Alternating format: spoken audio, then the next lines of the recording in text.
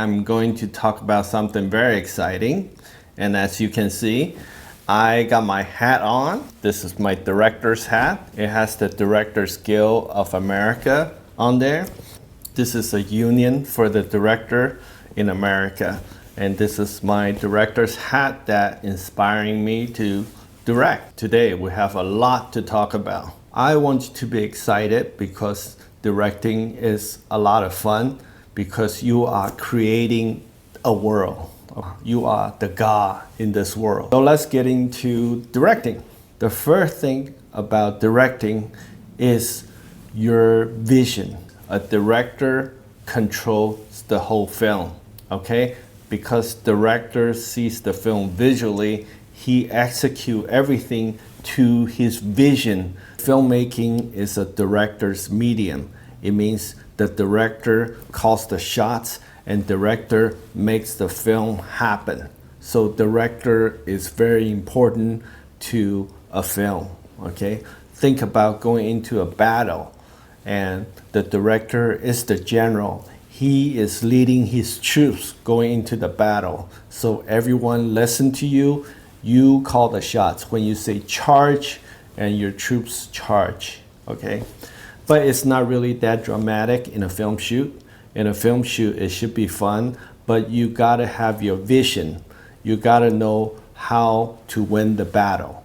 And that means you have the vision to see the visual of this film. So last few courses, we went through the screenplay of the movie. So the director's job is to really bring that screenplay into the film. When I say you have the vision, means you look at the screenplay and you can see how the screenplay should be shot, how it would look like on the film, the visual, how it would look like, the people, the cast, what they should look like and how they should be. The villain, the location, what the location looks like, the art direction, what does it look like?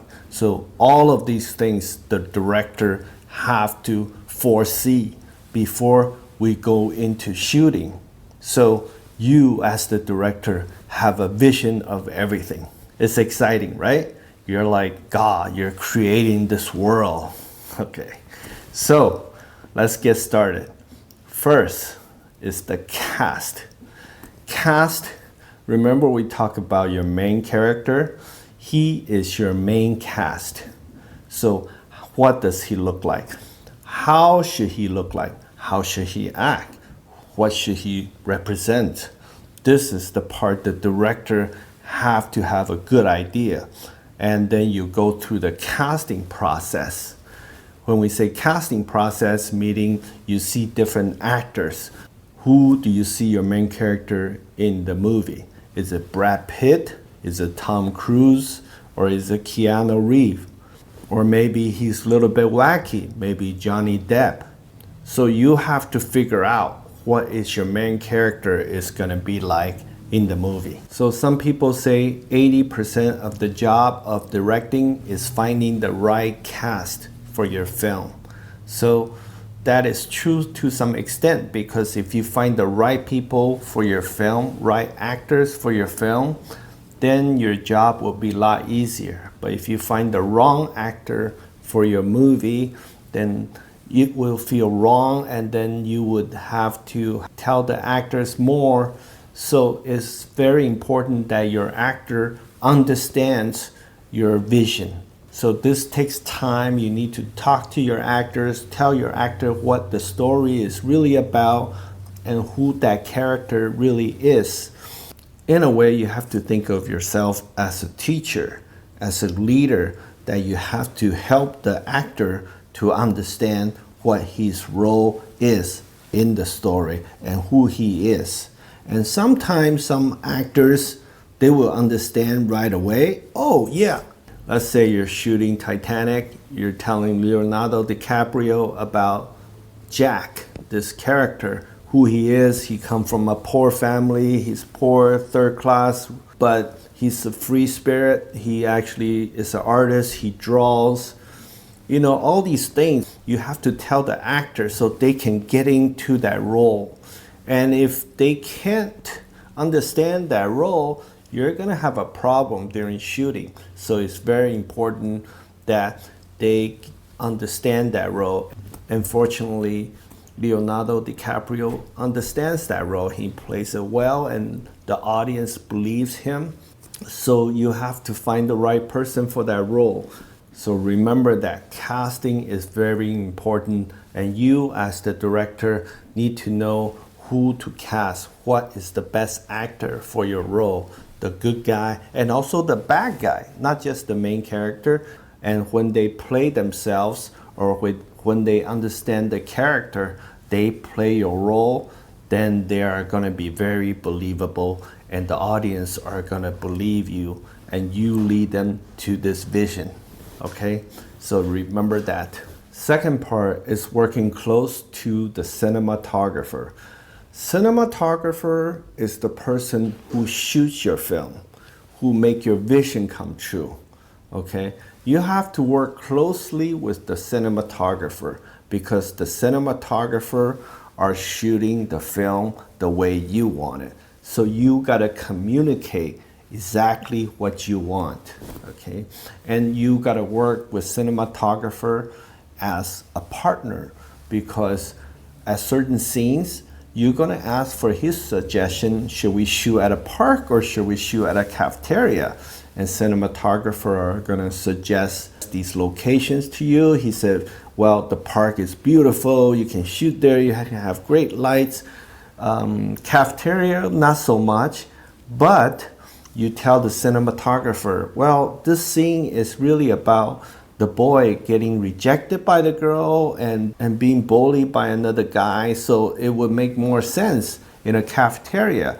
And then the cinematographer will say, oh, okay, well, you have to remember this. The story dictates where you're gonna shoot the film, not because it's gonna look good or it's gonna look beautiful in a sunset. The story dictates how you shoot the film. So you gotta communicate to the cinematographer what the story is about. That's what I mean when I say the director have to have the vision, because when you have the vision, you know what the story is about, you know where to shoot it, and you tell it to everybody, okay? So cinematographer is very important. So sometimes the director will do a storyboard. The storyboard is really helpful for the cinematographer to see what is in your mind. Sometimes some people like to talk about it. Sometimes some director like to show it to the cinematographer what he is thinking, what his visual look like. And it's easier for people to see it and they get it, they understand it. So a lot of directors, they do storyboarding.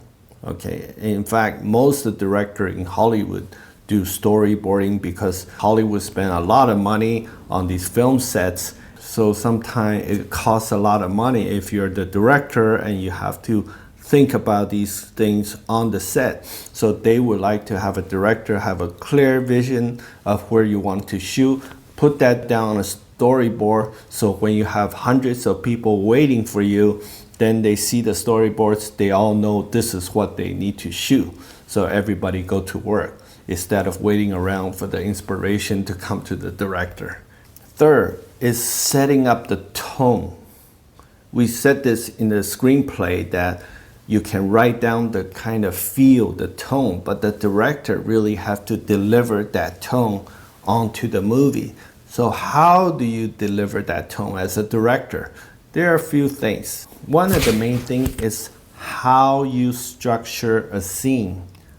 And in directing, they say blocking the scene. When they say blocking the scene is you construct where does the actor walk to, where does the camera follow. You walk through how you see the scene, so everybody watches you.